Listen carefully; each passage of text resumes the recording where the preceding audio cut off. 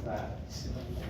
Nuestro tema para el día de hoy es otro tema bonito, como ya han visto todos, definitivamente son temas muy bonitos, y este corresponde a una bacteria que ha hecho historia.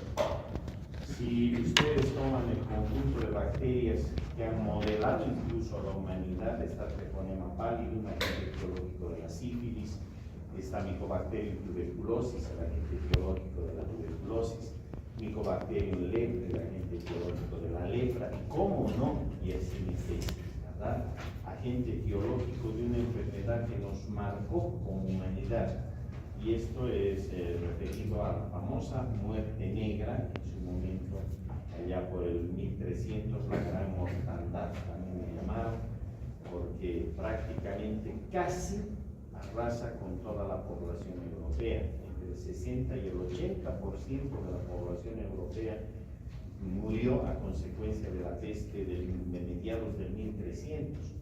Y a mediados del 1600 volvió a surgir otro foco de peste enorme, otro brote epidémico que se hizo pandémico, y de la misma manera se llevó casi 40-50% de la población europea, llamada también la peste negra, a mediados del 1600.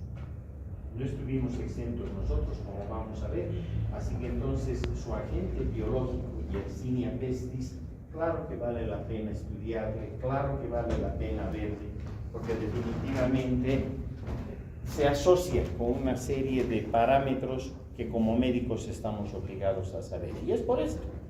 Esto es del año 2014, y uno diría, pues estamos hablando de hace 10, 11 años atrás. Es que van a ver ustedes que la peste no se presenta todos los años, se presenta cada determinado número de años más o menos. Como vamos a ver, esto está muy ligado al fenómeno climatológico. En ese momento, por ejemplo, para el 5 de julio del 2014, aquí están leyendo que en La Paz, el jefe de epidemiología del Servicio Departamental de Salud de La Paz, el doctor René Barrientos, un excelente epidemiólogo boliviano, informó que se había realizado un cerco epidemiológico a 36 comunidades del municipio de Apolo para controlar un brote de peste bubónica. Un menor de 10 años fue la primera víctima fatal, y desde ya nuestro epidemiólogo dijo que existen además 5 casos de peste bubónica en niños de la comunidad Situri en Apolo. En otras palabras, sabemos hoy por hoy que Apolo, siendo un municipio y localidad de Bolivia y capital de la provincia Franz Tamayo, está dentro de lo que conocemos como áreas geográficas donde se abren de tanto en tanto estos focos de peste. Pero vayamos un poquito a la historia de esta patología y sobre todo del microorganismo, porque Alexander Emil Yersin, a quien están viendo ustedes en la imagen, fue el médico y bacteriólogo suizo quien de manera sistemática y metodológica logró encontrar al agente etiológico de la peste en un brote epidémico que se había producido en Hong Kong en el año 1894. Prácticamente de manera independiente y simultáneamente, otro médico microbiólogo japonés, el doctor Shibasaburo Kitasato, es el que también ha de buscar en el mismo problema que se presentó en Hong Kong al microorganismo causante de ese foco de peste, y ambos, desde ya le ganó Yersin, pero logran finalmente el descubrimiento de este bacilo, al cual después de estudiarle y de aplicarle los postulados de Koch, de Henle-Koch, automáticamente se vio que evidentemente era la causa etiológica de la peste, y muchos más años por delante ha de hallarse el nombre de Yersinia al género, precisamente en honor al doctor Yersin. ¿De acuerdo? Desde entonces le conocemos como Yersinia pestis, no es la única, hay otras Yersinias, Yersinia enterocolítica o Yersinia pseudotuberculosis, pero sin duda alguna esta es la que destaca por la patología que puede llegar a producir. Taxonómicamente estamos hablando del orden de los enterobacteriales, con la familia Enterobacteriaceae. Aquí está nuestro género Yersinia con su especie pestis. Hoy por hoy conocemos estas 5 subespecies. Hasta hace un tiempo atrás solo hablábamos de 3 subespecies. La subespecie antiqua, la subespecie medievalis y la subespecie orientalis. Hoy por hoy conocemos dos más, la subespecie intermedio y la subespecie pestoides. De hecho, ¿a qué se refiere cuando hablamos de subespecies? Que a partir del microorganismo líder, llamaremos así, Yersinia pestis como género y especie, en el tiempo y por modificaciones genéticas van apareciendo estas variantes que desde ya caracterizan incluso geográficamente, en otras ya se han mezclado las áreas geográficas, pero gracias a ello se pueden establecer estas subdivisiones dentro de lo que correspondería a la especie pestis. Y obviamente asumimos el término de subespecie por cuanto se la puede rastrear hoy por hoy gracias a la metodología que tenemos en la biología molecular, de ahí es que surgieron estas dos. Pero no solo esto, sino que también se puede hacer un estudio de corte serológico y determinar ante qué subespecie nos podemos encontrar. ¿Listo? Todas potencialmente son capaces de desencadenar un cuadro de peste como tal. De hecho, si hablamos del ciclo de la peste, esta es una enfermedad que naturalmente se transmite entre las ratas. Ahí está en realidad el reservorio fundamental. Por lo tanto, es una zoonosis en principio, que después se convierte en una enfermedad epizoonótica cuando el hombre por accidente entra en contacto con estos animales. Una vez que están infectadas, la mayoría de las ratas pueden llegar a morir por esta causa etiológica, pero hay un porcentaje que puede sobrevivir y ese es el que se convierte en el reservorio y fuente de transmisión para Yersinia pestis. Las ratas se infectan a través de vectores y obviamente en este caso el vector principal es la pulga de la rata, la Genopsila chaeopis. Siempre se ha hablado y en muchos libros van a encontrar que solo le atribuyen a la Genopsila chaeopis, pero en realidad no es la única.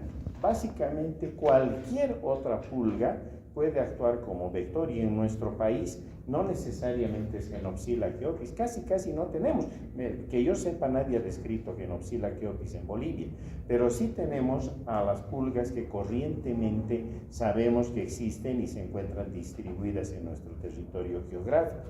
Por lo tanto, la principal es Pulex irritans, que es la pulga corriente, ¿verdad? Así como las otras pulgas del Tenocephalidis catis, el Tenocephalidis canis, que son la pulga del perro, la pulga del gato, que también fácilmente pueden llegar a ser transmisores de este microorganismo. ¿Qué sucede para que se inicie el ciclo biológico en cuanto al microorganismo y a la enfermedad que después puede producir? Que la pulga va a picar y va a chupar la sangre de un animal infectado. Si el animal está infectado, obviamente va a ingerir a Yersinia pestis. Estas se van a multiplicar en el intestino de la pulga y de esa manera pueden ser transmitidas a otras ratas en la próxima vez que tengan que picar estos animales. Lo interesante es que esto que parece tan sencillo, vamos a ver que sigue un ciclo a su vez muy interesante. No nos adelantamos, vamos de manera general. De esa manera la enfermedad se empieza a extender y obviamente la mortalidad en las ratas puede hacerse tan elevada que la pulga necesita nuevos hospedadores, no se va a quedar allí a morir junto con la rata hospedadora, ¿verdad? Tiene que buscar nuevos hospedadores y de esa manera accidentalmente, si nosotros entramos en este círculo, entramos en contacto con las pulgas nos van a picar a nosotros y nos van a transmitir la enfermedad de la misma manera que lo hicieron con las ratas. Aquí tienen ustedes ese ciclo, básicamente hemos dicho de zoonosis, una enzoonosis, porque circula entre las ratas y los roedores silvestres. No solamente, repito, en este caso ya consideramos a las ratas, podemos considerar prácticamente a cualquier roedor, ¿listo? Y de esa manera entonces, vean ustedes, hasta las ardillas pueden quedar fácilmente infectadas con lo que corresponde a Yersinia pestis. El ciclo debiera circular simplemente aquí y ahí debería cerrarse, ¿verdad? La cuestión es de que nosotros entramos en contacto con estos animales a partir de las pulgas infectadas. Y estas pulgas infectadas son las que llevan la enfermedad a roedores que luego se van a poner en contacto con nosotros, roedores que son peridomiciliarios o intradomiciliarios y, cómo no, también a partir de los animales que clásicamente se convierten en nuestras mascotas. Ahí nosotros hemos ingresado en el ciclo natural de la enfermedad. Acá ya nos podemos dar cuenta de un detalle. Para que la enfermedad empiece a circular en gran escala, porque normalmente lo está haciendo con frecuencia baja, ¿verdad?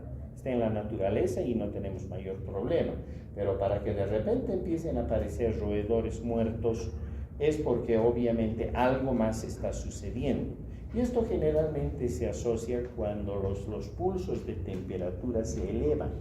Al elevarse los pulsos de temperatura, obviamente también desencadenan modificaciones drásticas a nivel climatológico. Y por ejemplo, los ciclos de lluvias se aceleran y duran más tiempo. Cuando estamos hablando de esto, ¿a qué fenómeno nos estamos refiriendo? Dígalo fuerte. Aquí se pueden equivocar, no hay problema, ¿verdad? Es el fenómeno clásico del niño, ¿verdad? Y su rebote en la niña. Entonces, cada vez que se presenta el fenómeno del niño, ya sabemos que algo malo puede suceder. En nuestro caso, pueden aparecer los focos de peste, como os vamos a ver. Pueden aparecer los focos de difteria en poblaciones que no han sido vacunadas, donde lamentablemente hay rechazo hacia las vacunas. Pueden aparecer focos de leptospirosis, fundamentalmente. Si yo me quedo de todos estos con los más importantes desde el punto de vista de que circulan entre animales y luego como verdaderas epizoonóticas entran en contacto con el hombre, obviamente está el problema de la peste, está el problema de la leptospirosis fundamentalmente.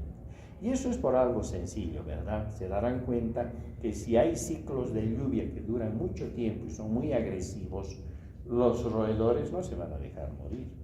Los roedores que están en la naturaleza, van a morir más por la enfermedad porque va a circular mucho más y así ni pestes. Pero los otros roedores, y no solo ellos, sino también las pulgas, van a hacerse intradomiciliarias. Obvio, tienen que salvarse. Los roedores entran a las casas. Recuerdan lo que las abuelitas decían, ¿no? Este año va a llover mucho. ¿Por qué? Porque está entrando ratón a la casa. Típico, clásico, y evidentemente llueve mucho más.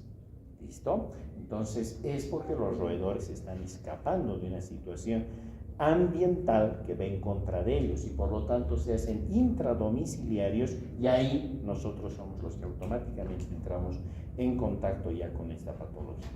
¿Listo? Entonces tiene que ver, por eso es que no se presenta todos los años.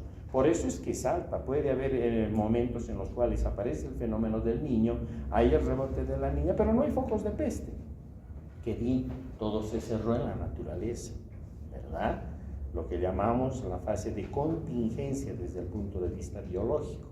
La casualidad, el azar hizo de que, por suerte, estas pulgas no entren en contacto con roedores que pueden entrar en contacto a su vez con nosotros o que lleguen directamente a nosotros, ¿verdad? Entonces ahí el foco prácticamente se cierra en la naturaleza.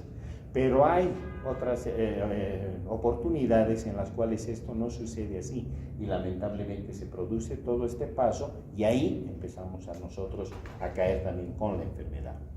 Por lo tanto, esta es una patología que tiene distribución global. No está solamente en Bolivia, ¿verdad? Está en diferentes países y ustedes pueden ver los países que reportaron peste entre 1970 hasta el año 2004. Este es un seguimiento bastante grande que hizo la Organización Mundial de la Salud y los CDC de los Estados Unidos. Y fíjense, estamos nosotros ahí. Compartimos esta situación con Perú, compartimos con Ecuador, compartimos con Brasil desde ya. Y esto es porque tenemos excelentes sistemas de detección temprana, porque si no tuviéramos esto, probablemente estaríamos como estos otros países que no tienen aparentemente circulación de Yersinia, cuando en realidad sabemos que sí hay circulación de Yersinia, ¿de acuerdo? Miren ustedes en la región de los Estados Unidos también, y hay probables focos además que están asociados, como ustedes pueden ver, a nivel global. Por lo tanto, estamos hablando de una patología que es altamente probable que ustedes alguna vez la vean. ¿Listo? Para ello tenemos que estar muy atentos, saber qué es lo que puede suceder y lógicamente además protegernos, porque vamos a entrar en contacto con este microorganismo. Si hablamos del microorganismo, estamos hablando de bacilos gram negativos cortos. Les hacemos la tinción de gram y ¿qué es lo que yo miro? Bacilos cortos, regordetes, gram negativos. En algunos casos se pudiera advertir como si tuvieran dos polos, pero eso es muy relativo. Generalmente solo voy a ver bacilos cortos, gram negativos. Punto. ¿Listo? En todo caso, ¿qué necesitaría ahí? Aplicar en el laboratorio lo que se llama el método tintorial de Wason, pregunta de parcial, y que es específica para Yersinia porque nos permite detectar la bipolaridad que en todo caso nosotros encontramos en estos microorganismos. Aquí está. Esta es la tinción de Wason y ustedes están observando, vean ustedes, parecen ganchos de ropa o imperdibles, ¿verdad?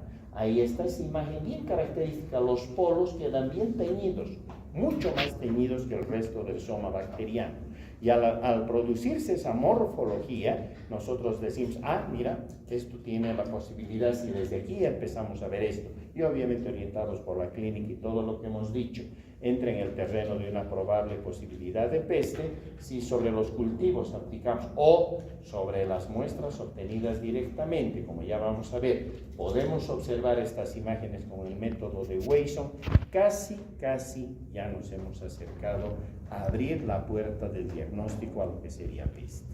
¿Listo? ¿Cuál es la fisiología que exhiben estas bacterias? Primero, son anaerobio facultativas, o sea que se comportan como un enterobacterial cualquiera, ¿no es cierto? Han visto que en todo caso entre los enterobacteriales teníamos Escherichia coli, teníamos Enterobacter, Klebsiella, se comportan exactamente igual. Eso significa que metabólicamente respiran aeróbicamente y cuando no hay posibilidades de que exista oxígeno, las tensiones de oxígeno disminuyen, empiezan a cambiar el switch, pasan al sistema de fermentación y respiran por fermentación, que eso es lo clásico, utilizando azúcares de base. Así que entonces son anaerobio facultativos, sí.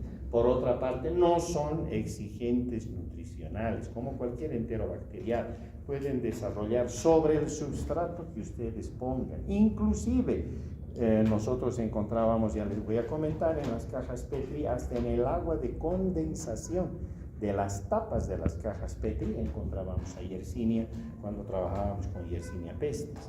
Por lo tanto, es altamente peligroso. Es muy fácil de que uno se pueda infectar y obviamente lo que pueda uno cursar por esta enfermedad. Son bacterias capsuladas, tienen cápsula, no tienen esporas, por suerte, porque eso ya sería el colmo. Por otra parte, típicamente no tienen movimiento, son inmóviles, tienen la capacidad de desarrollar entre 30 y 37 grados centígrados, su temperatura ideal siempre ha de ser 35, 37, pero si ustedes le bajan la temperatura a 30 grados, desarrollan, no hay mayor problema. Son bacterias oxidasa negativas por el hecho de que son precisamente anaerobio facultativos, ¿verdad?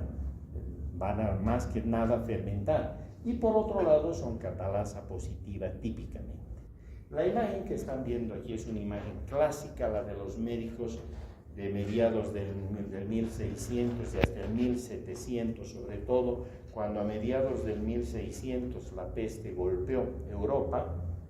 Los médicos no sabían, en principio, primero que por entonces no se hablaba de bacterias, no sabíamos de la teoría microbiana de las enfermedades.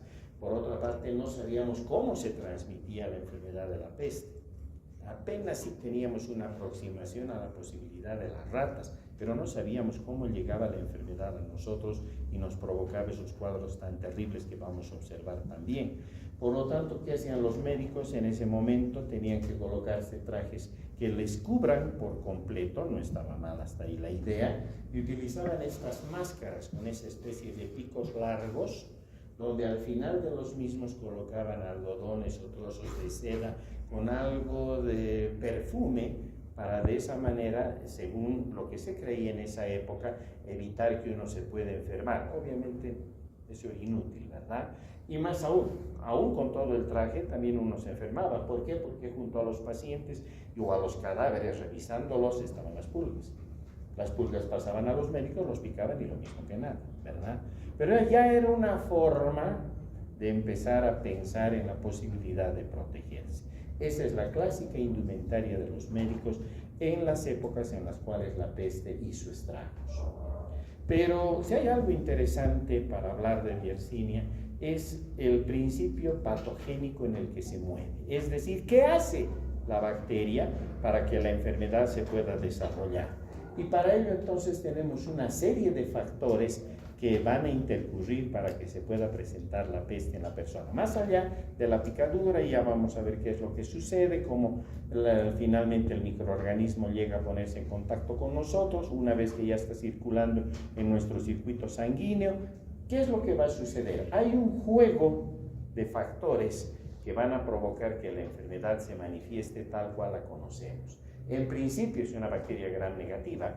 Si es una bacteria gram negativa, en su superficie tiene lipopolisacáridos, ¿verdad? Los famosos LPS, en los cuales hemos dicho que radica fácilmente aquello que conocemos como las famosas respuestas en cuanto al carácter endotóxico que poseen. Por lo tanto, esa es una gran explicación de cómo la enfermedad puede manifestarse y provocar cuadros a nivel sistémico.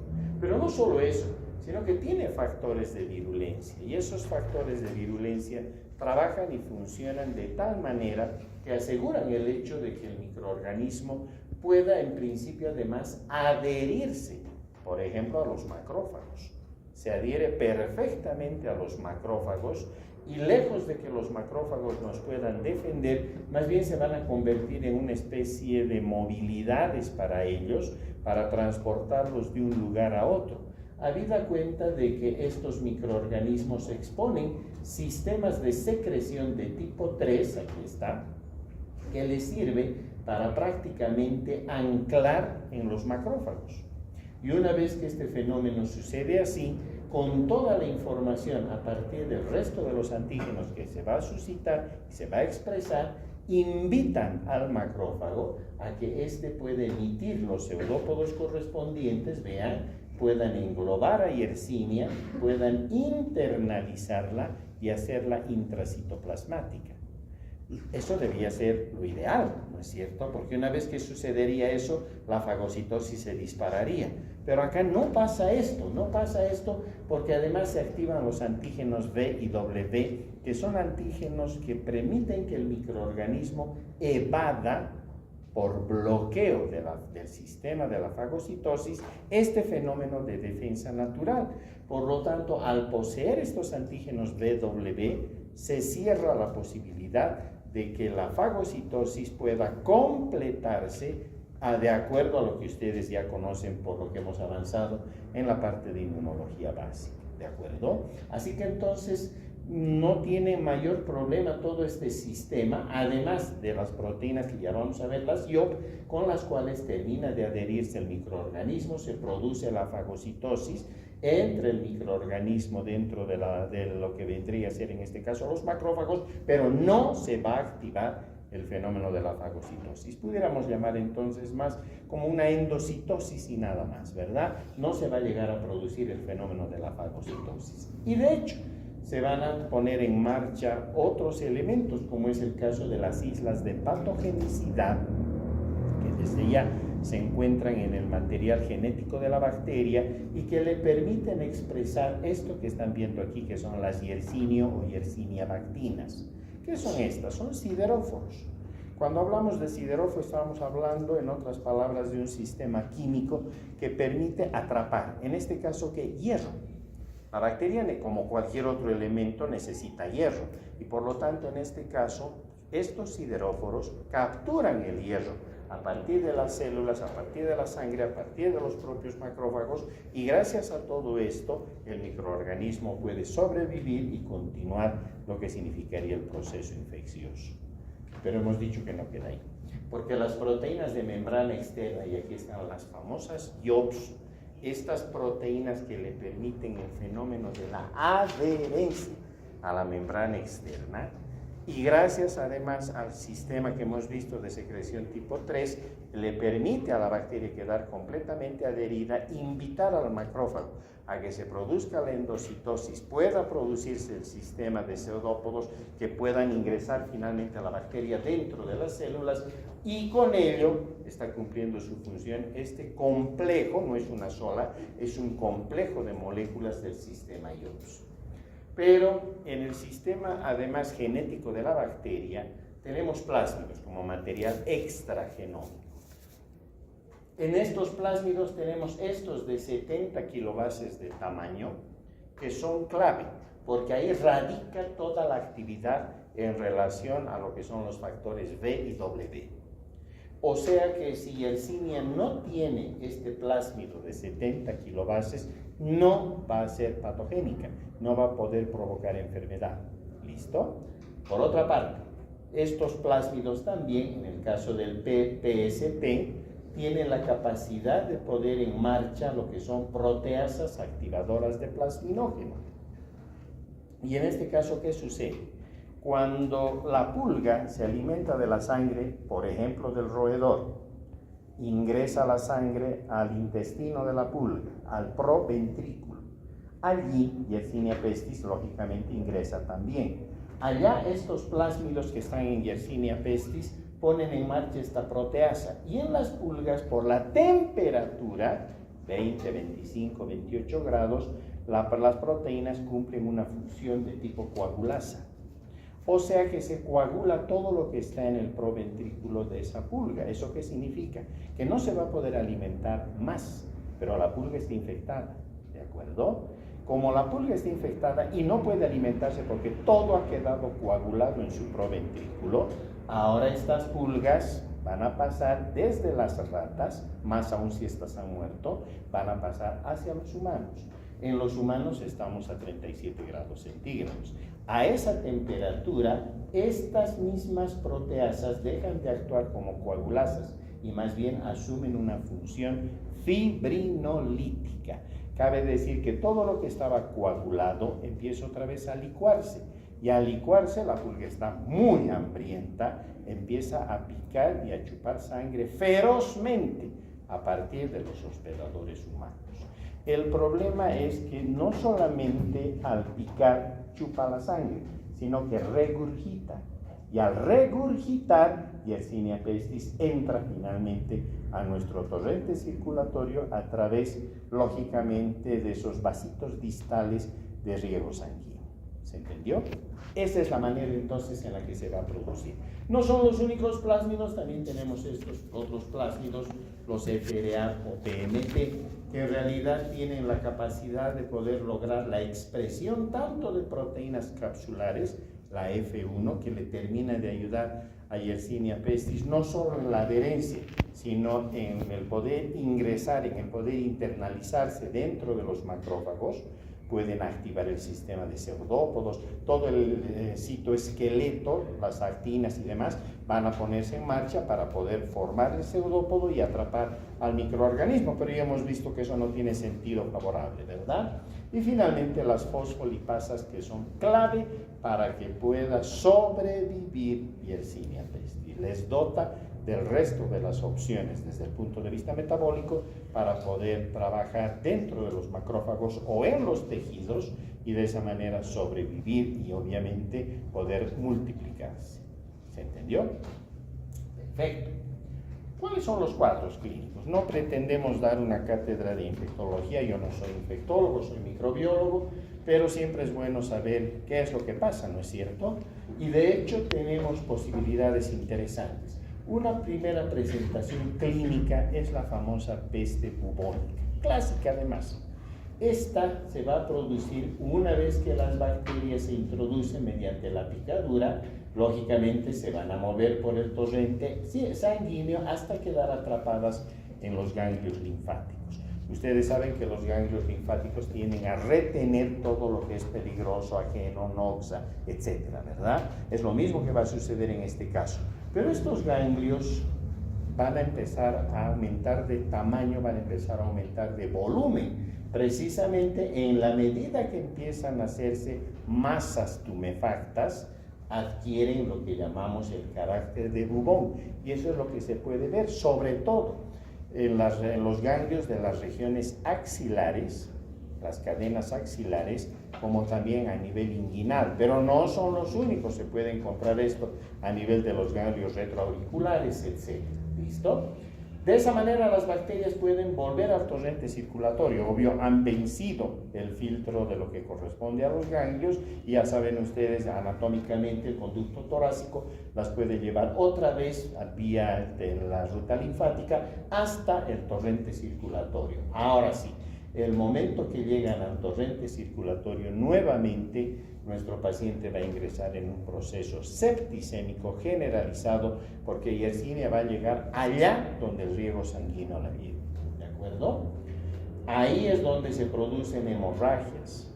Estas hemorragias están dadas porque hay una activación de los factores de coagulación en principio, y luego estos factores se van a empezar a depauperar. Hay un déficit en estos factores, se agotan los factores de coagulación, y más bien los pacientes empiezan a sangrar, aparecen manchas negras en la piel, hay procesos de gangrena en los extremos distales, obvio, los riegos sanguíneos están disminuidos, hay trombos sépticos a nivel de vasos pequeños, y por lo tanto también hay dolor en lo que corresponde a la parte linfática. Nuestro paciente entra en shock, empieza a delirar, hay alteración en el sistema nervioso central, y obviamente si está ya en estado septicémico, la muerte puede sobrevenir muy rápidamente. 2, 3, 4, 5, 6 días y el paciente puede fallecer si es que no ha sido diagnosticado y menos tratado. ¿De acuerdo? Perfecto, ahí está. Vean ustedes esos bubones. Cadena inguinal, en este caso axilar, perdón. Aquí estamos viendo a nivel de pierna, y lo mismo en este caso a nivel de la región inguinal. Son bubones grandes que además se abren espontáneamente hacia la región de menor, en este caso, tensión, hacia el exterior, ¿verdad? Entonces, a la región de menor resistencia se abren esos ganglios, se fistulizan, y uno puede observar ese material incluso purulento que está cargado de Yersinia. Si uno toma una muestra a partir de esto y va a la microscopía, hace el GRAM, y clínicamente ya estamos sospechando y hacemos el Wesson, ¿qué es lo que vamos a observar? Lo que decíamos, esa imagen de bacterias. Primero, muchos leucocitos polimorfos, seguramente ya vamos a observar algunos macrófagos, y sin duda alguna vamos a observar a estos bacilos que van a aparecer en forma de ganchos o de imperdibles. ¿Listo? Con lo cual, les vuelvo a repetir, nuestro diagnóstico está prácticamente en marcha. Pero si bien esa peste bubónica es la clásica, es lo que más vemos, pero sin embargo hay una forma que es más grave, es la peste neumónica. ¿Por qué? Porque en este caso la infección se va a dar cuando Yersinia es inhalada directamente, o bien llegan hasta los pulmones, focalizan en pulmones cuando ha pasado de peste bubónica al torrente circulatorio. ¿Me explico? En estos casos, Yersinia pestis puede encontrarse, por ejemplo, en los restos de los roedores. Y si esto sucede así, y si me pongo en contacto con las vísceras de estos animales, puedo yo aspirar e inhalar simultáneamente lo que significan estos microorganismos, que ya han visto que sobreviven donde los pongamos, hemos dicho. Por lo tanto, es muy fácil que yo me contagie por vía aérea y desarrolle una peste de corte neumónico, que realmente es muchísimo más rápida en su desenlace.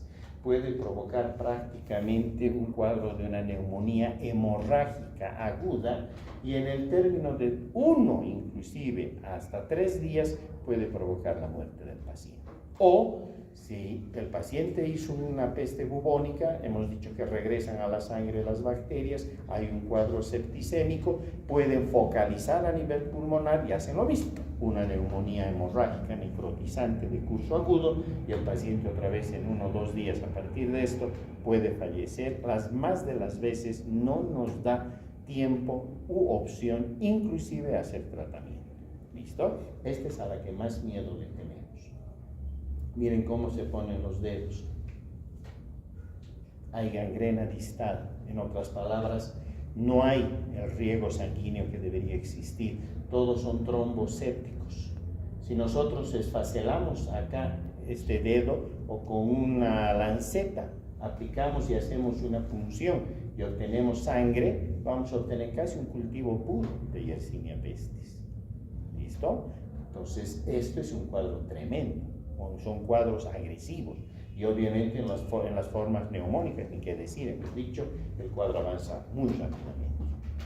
En la septicémica, que además ilustran las imágenes anteriores, muy rápidamente Yersinia se va por el torrente circulatorio a todo el cuerpo. En algunos casos ni siquiera se van a formar los bubones, porque están pasando directamente al torrente circulatorio. Allí donde lleguen van a provocar problemas. Llegan a pulmones, peste neumónica. Llegan al sistema nervioso central, meningitis pestosa o peste meningia.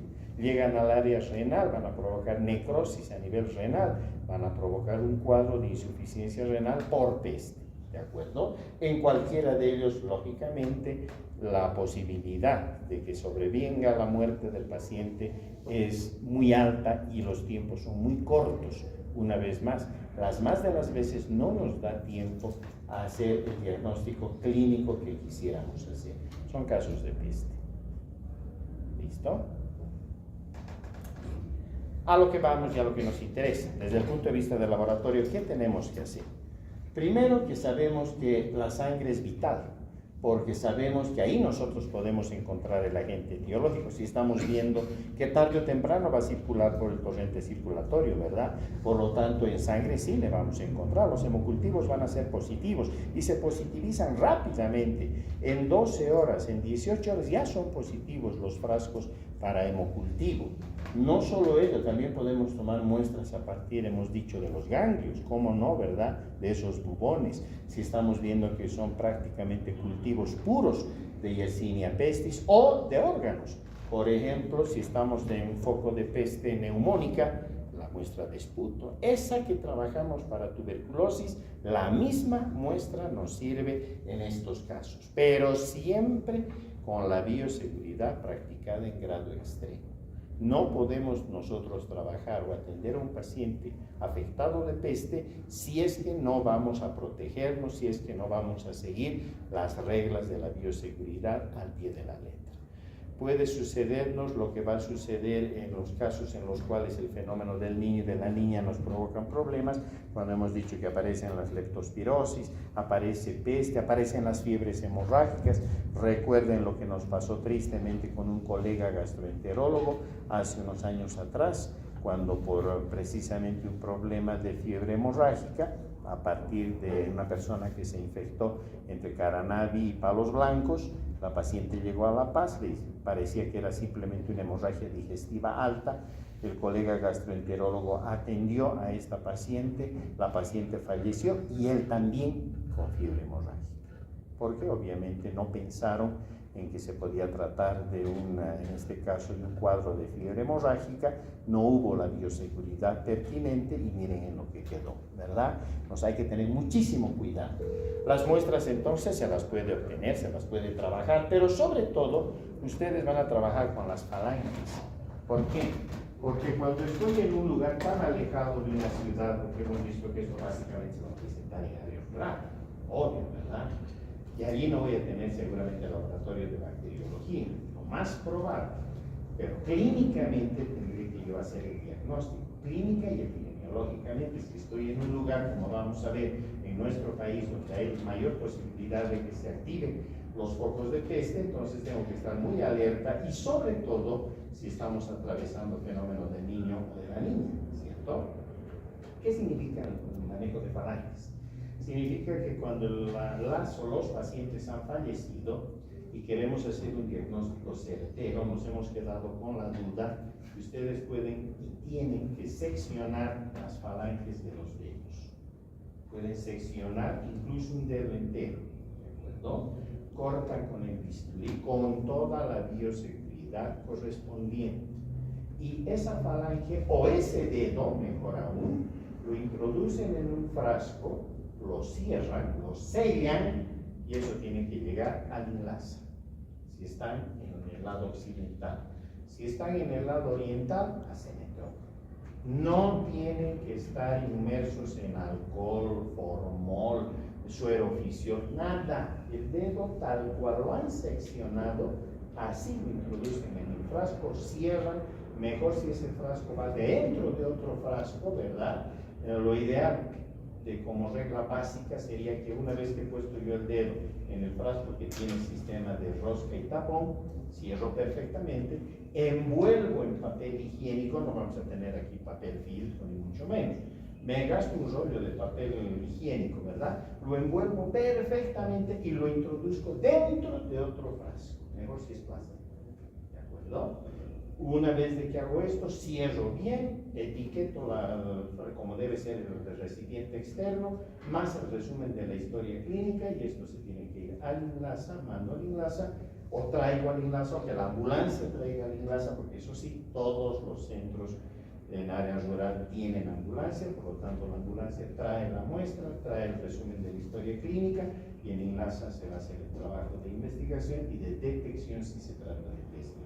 Y si estamos en el lado oriental, el Centro Nacional de Enfermedades Tropicales en Santa Cruz, ¿de acuerdo?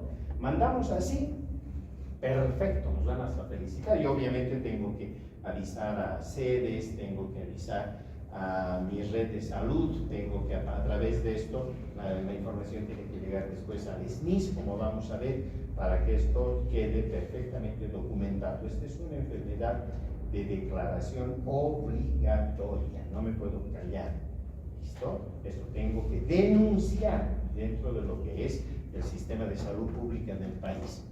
Eso es entonces, ya saben, nada de alcohol, formol, suero fisiológico, nada. El dedo tal cual, cierran, envuelven, como hemos dicho, otro frasco y en la ambulancia que traiga, ¿listo? Ya está, la muestra de esputo por la peste neumónica y líquido cefalorraquídeo, peste meningia. Eso no van a poder obtener, obviamente.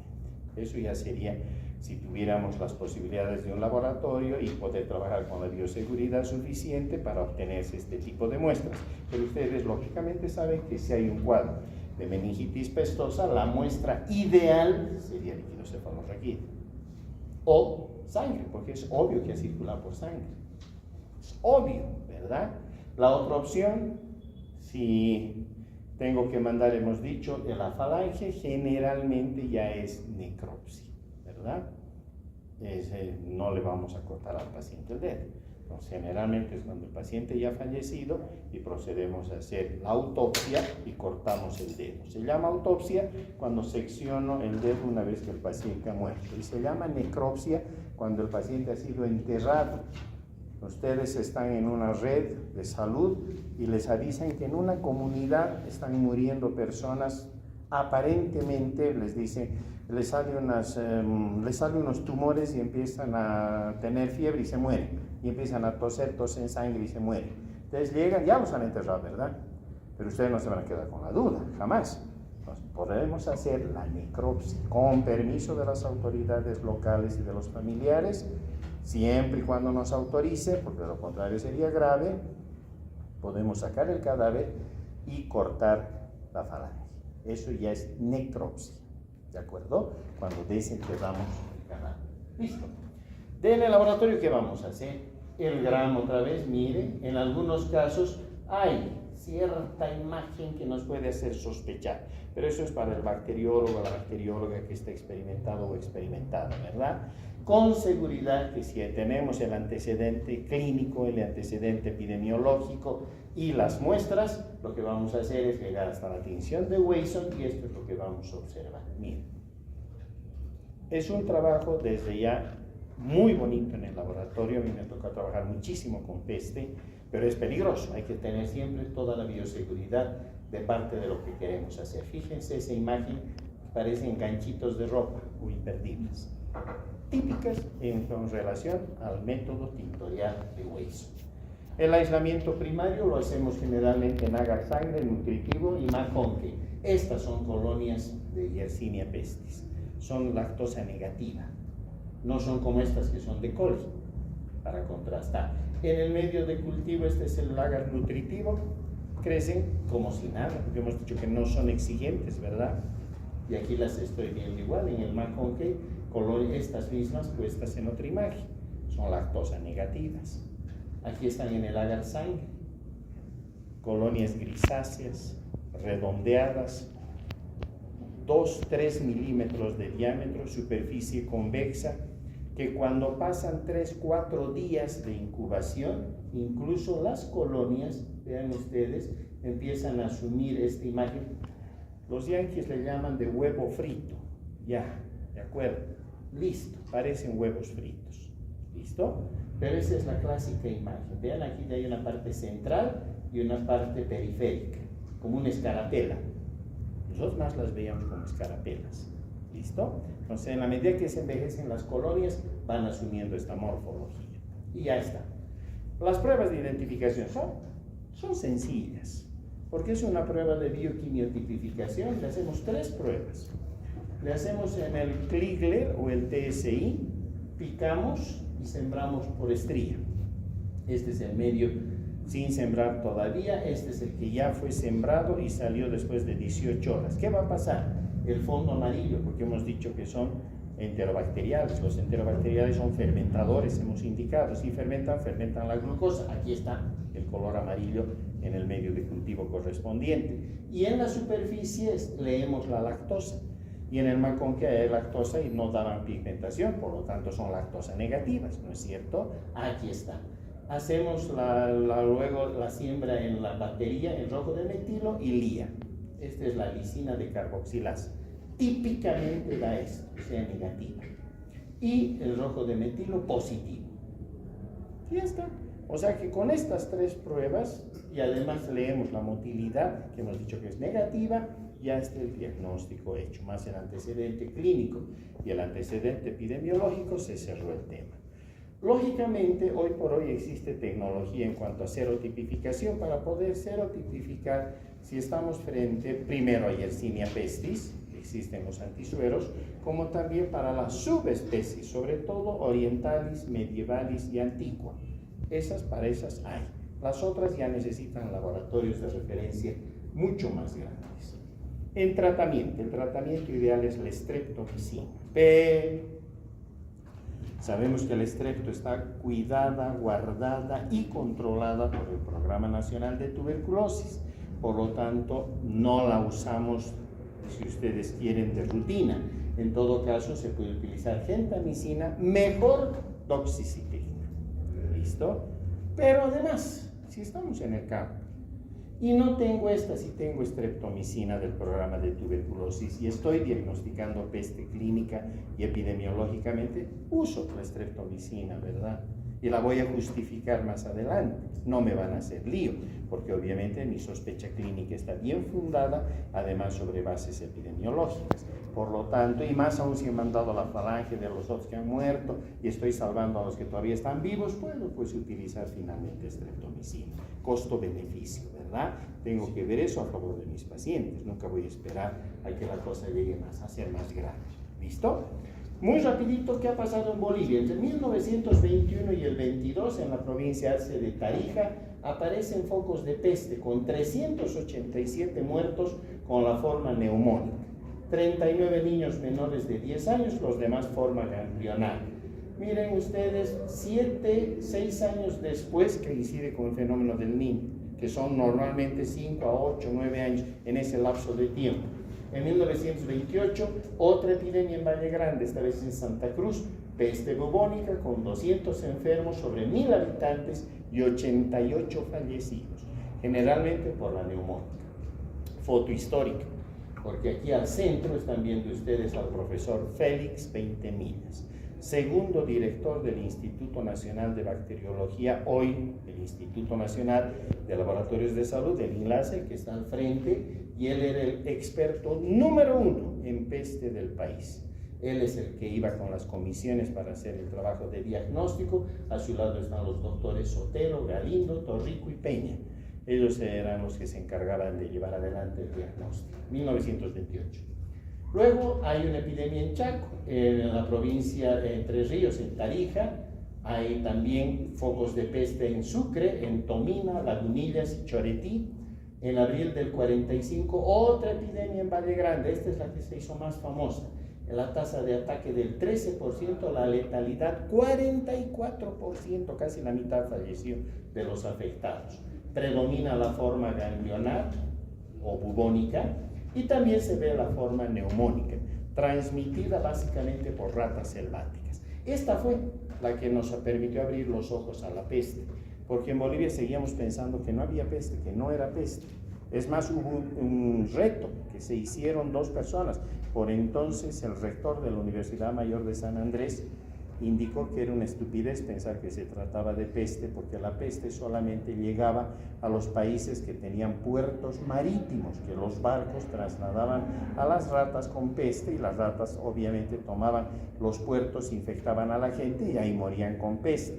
Y Bolivia era mediterránea, no tenía puertos, ¿cómo podíamos tener peste? Don Félix 20 Millas es el que se encarga de aceptar el reto y se ponen un día y una hora para que en el Paraninfo de la UNSA se produzca la discusión científica.